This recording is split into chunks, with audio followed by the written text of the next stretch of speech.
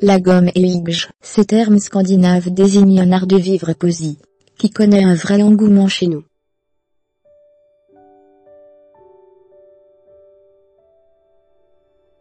Les jours raccourcissent, les températures chutent.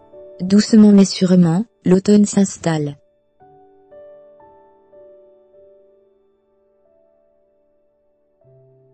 Ce glissement vers la saison froide, Marie, 33 ans, ne le redoute pas. Au contraire, elle l'attend.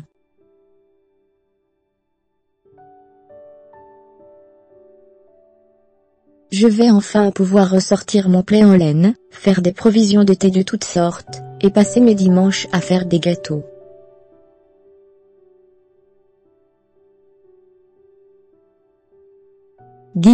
Faire de son intérieur un cocon où chaque pièce regorge de bougies et autres couvertures moelleuses, organiser de bons repas pour ses proches, multiplier les promenades en forêt soigneusement emmitouflées dans un bon manteau et en pensant à la tasse de thé fumante qui nous attend à la maison, autant d'activités d'hiver, que les Danois ont théorisé en un terme, le hygge.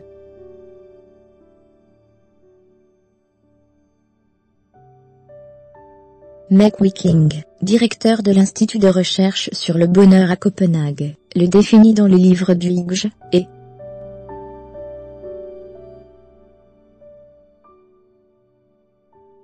First, comme le sentiment qu'on est en sécurité, à l'abri du monde, et qu'on peut baisser la garde.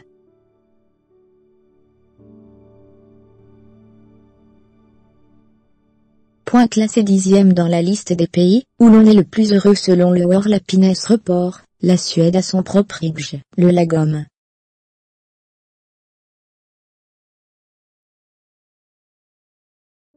Ce terme signifie trouver l'équilibre, le juste milieu. Mais le lagom et le hygge ne recouvrent pas la même chose, nuance Mafrique, directrice de la recherche et de la prospective de l'agence de style Peuclé.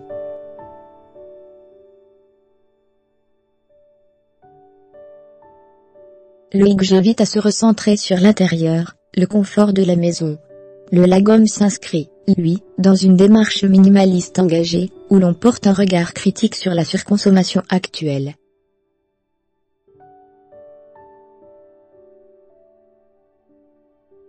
Le mode de vie scandinave correspond à une quête aspirationnelle. Et si le tant vanté bonheur scandinave tenait dans ces petits riens, c'est la thèse de nombreux ouvrages, comme le livre du lagom, et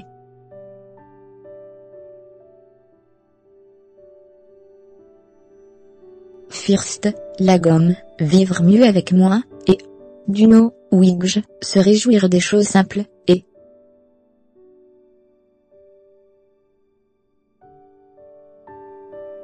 Duno, qui nous invite à redécouvrir les plaisirs simples de la vie. Le lagom et le hygge sont intéressants, car ils nous poussent à envisager autrement notre quotidien, loin de chercher à avoir toujours plus, et à en faire toujours plus.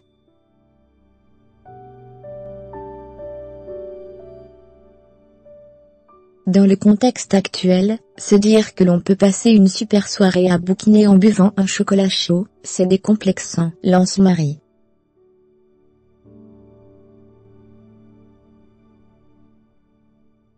Le mode de vie scandinave correspond à une quête aspirationnelle largement répandue, bien au-delà des frontières de la Suède ou du Danemark, abonde Mafrique.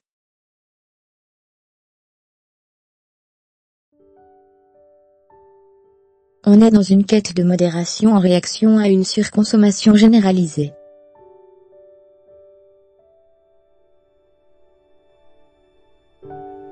On résiste au bling dans un monde où le luxe prend des postures inatteignables.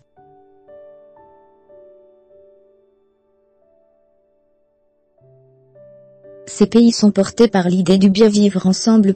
Dans le contexte actuel des sociétés occidentales, ce besoin de retrouver du sens est loin de n'être que matériel.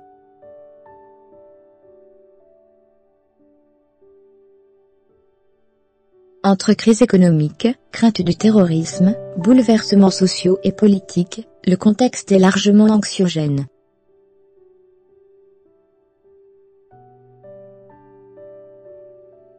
Grâce au hygge ou au lagom, on s'ancre dans des valeurs fortes, proximité avec sa famille, amitié, et douceur.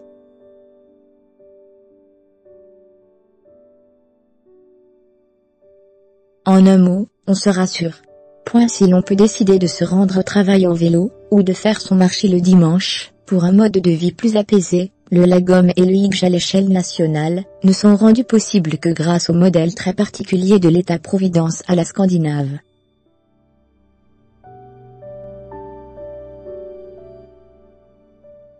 La traduction littérale de l'expression État-providence en suédois, c'est la maison commune, explique Anne-Marie Guillemard, professeure émérite de sociologie et spécialiste des comparaisons internationales.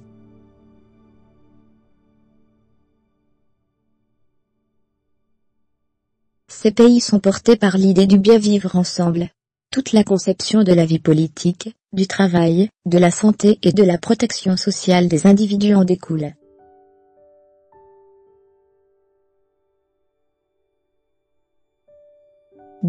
Un puissant sentiment de cohésion. Partager, avoir une conscience aiguë de la notion de groupe, et s'interroger en permanence sur la notion de bien-être. Autant d'éléments qui font infuser le sentiment de hijj ou de lagom à toutes les échelles de la société.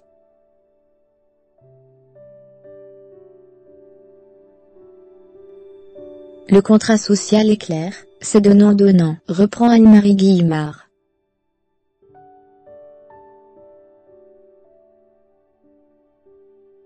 Les Scandinaves acceptent par exemple une fiscalité élevée, mais reçoivent beaucoup de l'État.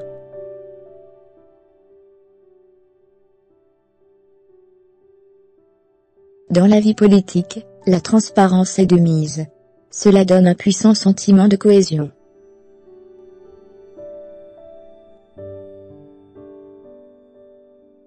Dans ces pays, on évite à tout prix la lutte au profit de la négociation. De quoi prendre en compte les besoins de chacun, comme avec le congé parental de 16 mois en Suède, ou l'année sabbatique après le bac quasi institutionnalisé au Danemark par exemple.